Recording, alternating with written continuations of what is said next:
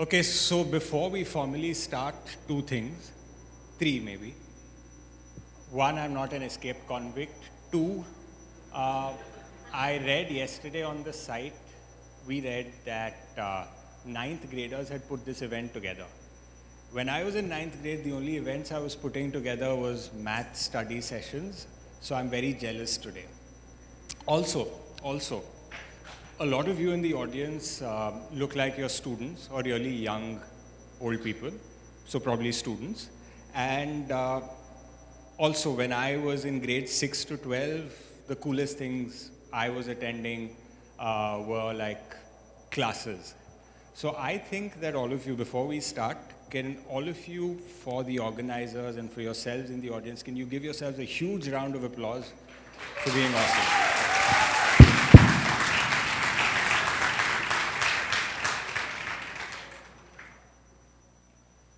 Okay. Zombies. I promise this will connect to the rest. But zombies are cool.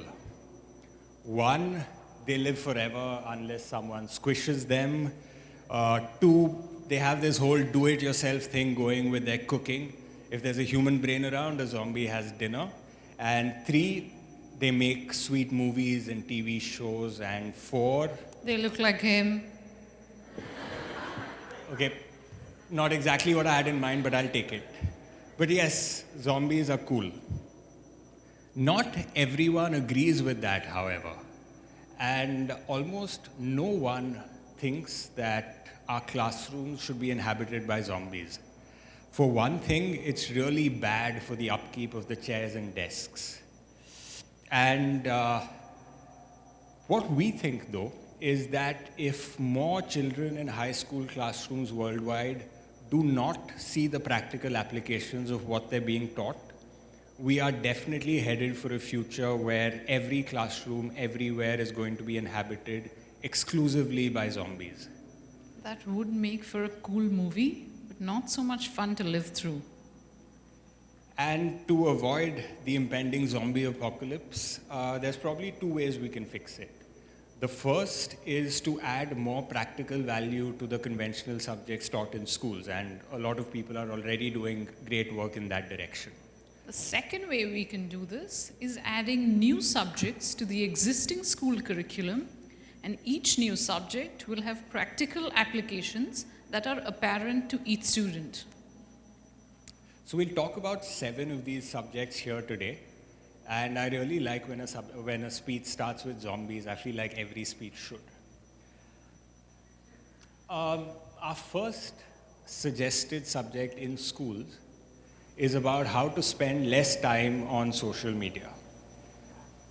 Studies worldwide suggest that teenagers spend up to 9 hours a day on social media.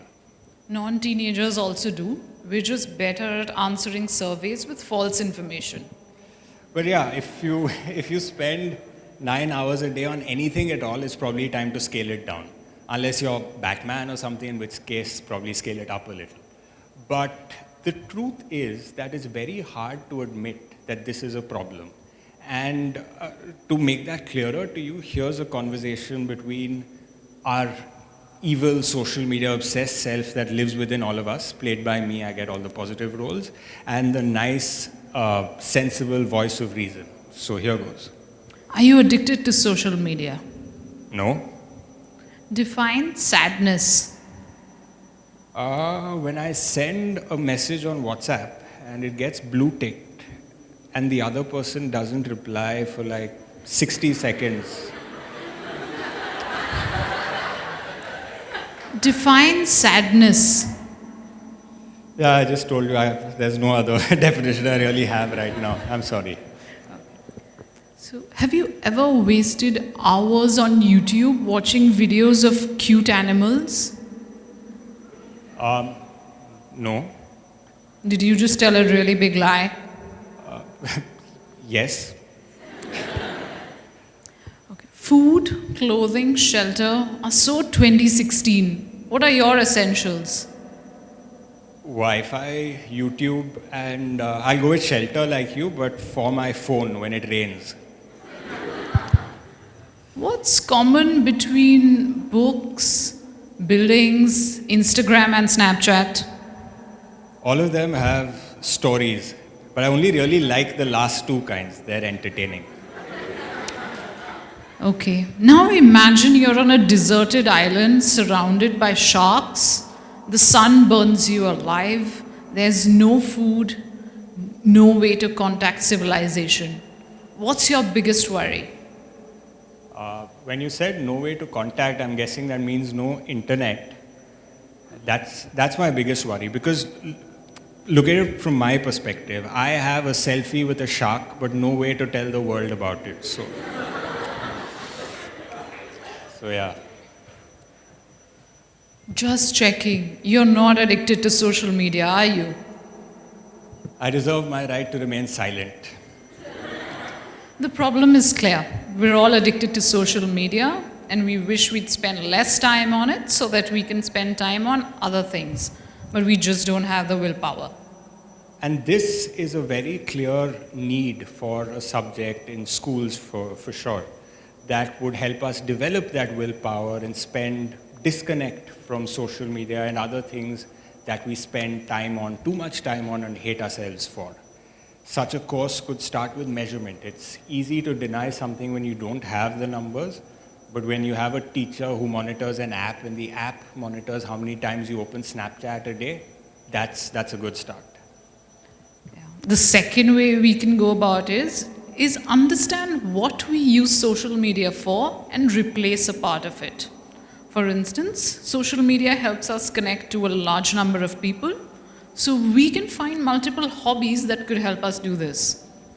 And maybe we could find one hobby that gets us the same exquisite happiness that getting you 1,000 likes on your photo does.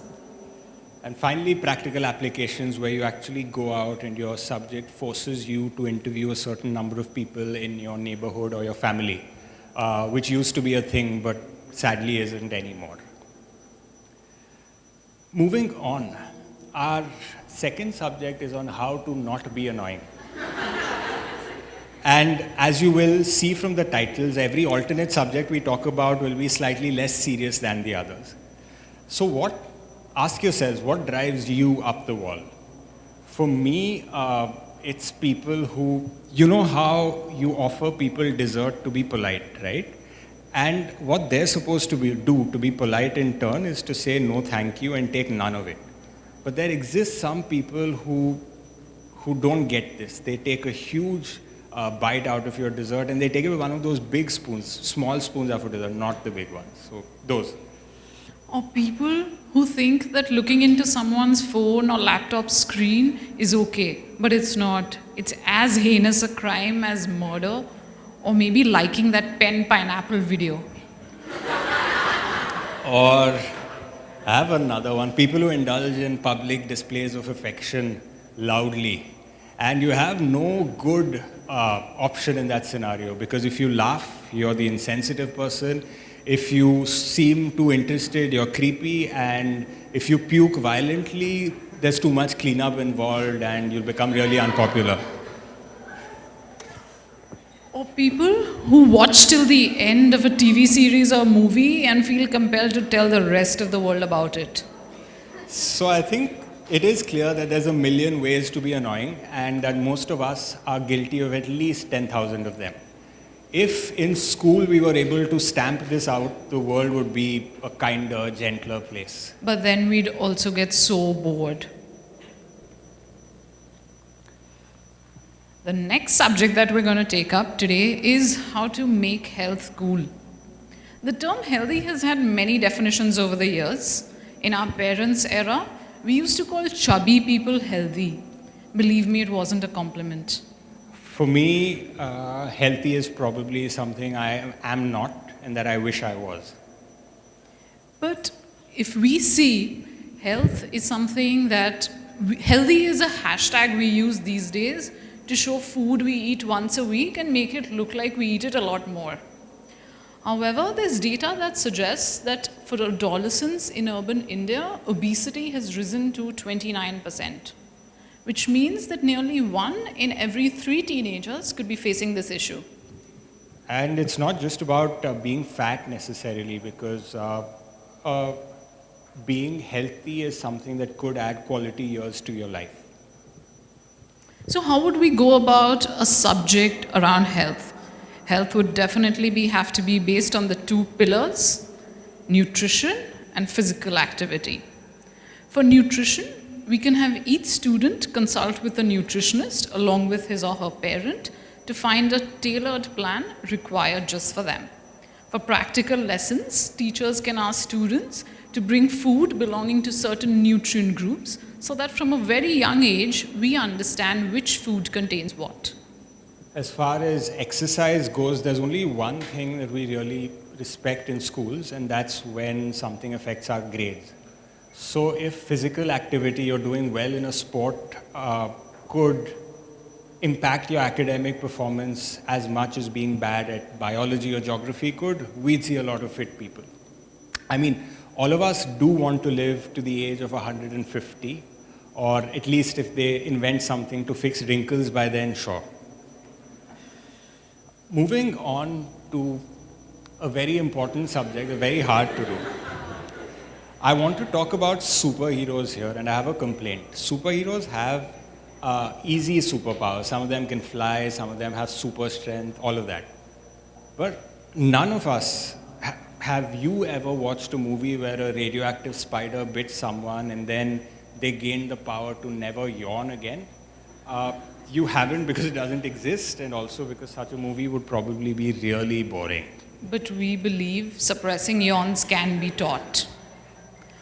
We can have practical lab sessions that include skills like how to turn yawns into convincing coughs, how to use pain to mask yawns, and how to nod silently and look interested and not like an idiot while you're yawning. For the final exam, we'd have students walk into the exam hall after a really heavy lunch. Yeah, like potatoes and ice cream and stuff. And then be made to sit through a black and white documentary of the year 900 BC. And if anyone got through this course, we could have like a PhD course on how to not yawn after 5 of your friends have, and it's contagious now. That's the hardest. This is serious despite the title. All of us know who Peter Pan is, right? The boy who never grew up. He's also the boy who made a crocodile consume the most creepy pirate of all time, which is extremely violent and not very PG-13. So yeah, don't be Peter Pan and hang out with pirates. But our subject today is specifically on not being Peter Pan in terms of knowing how to live as a grown-up. So imagine you were to suddenly swap places with your parent or whoever runs your household. You and only you would be the boss. That actually sounds like a lot of fun. I'm just imagining the Instagram posts I would have. Hashtag, I get to feed my mom spinach. Or hashtag, my dad is asking me for my credit card for the iPhone 8. LOL. Yes, but at the end of the month, bills would come. Food, electricity, internet, gas, things you had no idea you paid for. And then there would be 100 things that break down around the house. And yes, meet relatives, fake smile at them, plan for 20 years in advance, plan for the next month, read up on insurance, plan a family holiday. Okay. So I think we went from Peter Pan and fairies to a very dark place. But I do agree that knowing this stuff is at least as important as knowing that the square of the hypotenuse is equal to the sum of the squares on the other two sides, because Pythagoras' theorem not really helped me directly pay a bill ever. So we can have a subject that teaches you how to grow up. For theoretical segments, we can have students learn how to figure out their own household budget. For practical skills, we can learn basic things like cooking, paying bills, and maybe fixing a few of those 100 things that currently get magically taken care of by our parents.